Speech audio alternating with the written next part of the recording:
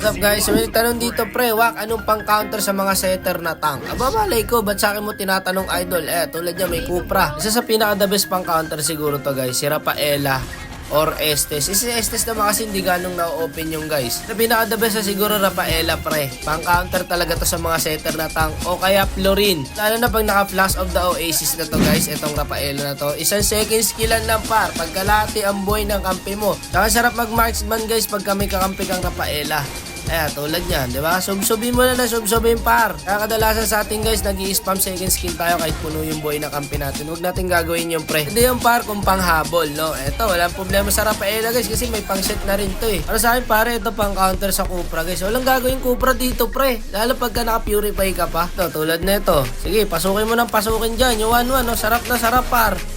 Rafaela ba naman yung tank mo eh. Sarap na sarap sa buhay yung 1-1 pare. Pasok lang ng pasok. Sabay lang na second skill. Puno agad ang buhay. Ilang gano'n napapansin yung Rafaela pre kasi nakakatamad nga gamitin. Pero syempre, di ba, kung gusto mong manalo par, ito talaga ang the best na pang-counter sa mga setter tank guys. Ang yung Rafaela guys naka-Oasis na, mahirapan na yung kalaban pre. Ito guys, papakita ko kung gano'ng kadugay yung Rafaela. Papaset tayo sa Cupra pre.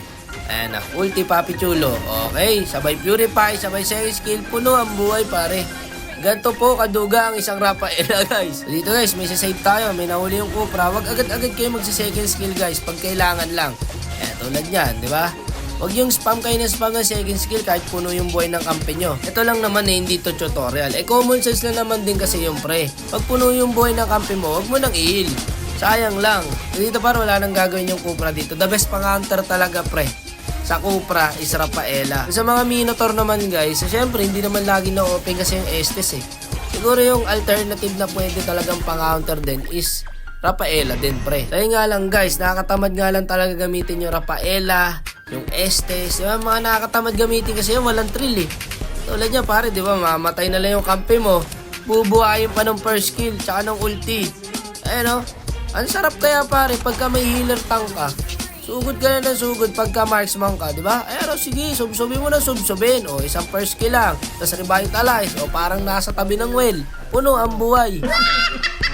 Eto, isa pa. May mga kampi kasi tayo minsan guys na gustong i-5v1 yung kalaban. Yung mga matatapang na kampi. Tulad neto. Di ba? Mo kasi maiwasan yung mga gantong klaseng kampi pre. Yung sugod na sugod. Kaya kailangan active ka guys. Yung may pare, isang first kill ulti lang. Puno agad ang buhay. Sayang yung skill ng kalaban. Eto pa, sumugod na naman yung Brody. Isang first kill, ulti, first kill ulit. Puno ang buhay. Diyan galang mga healer tank to. Ang duduga. Eto pa mga idol. Yung Guinevere pumasok. Ano pang gagawin dyan? First kill, ulti, tas first kill, puno ang buhay. Kahit ikaw kalaban pare, maiinis ka sa Estes eh. Ubos na lahat ng skill nyo. Isang ulti yan na Estes, puno ang buhay ng mga kampi. Kita mo naman pare. Wala, sugod na lang sugod dyan. Sabay first kill ulit.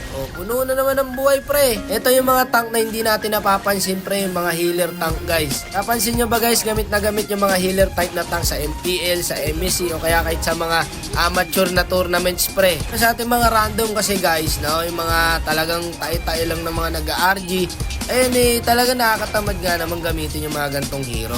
Pero sa totoo lang pre, kung gusto mong manalo talaga par, as a tank user, gamitin mo yung mga healer type na tank pagka may setter tank yung kalaban. Yun lang naman yung suggestion ko lang pre, pero nasa atin pa rin yan guys. So ayun lang guys, mga healer type na tank lang. And thank you sa panonood, sa suporta, like, follow, and share nga dyan. Sheesh!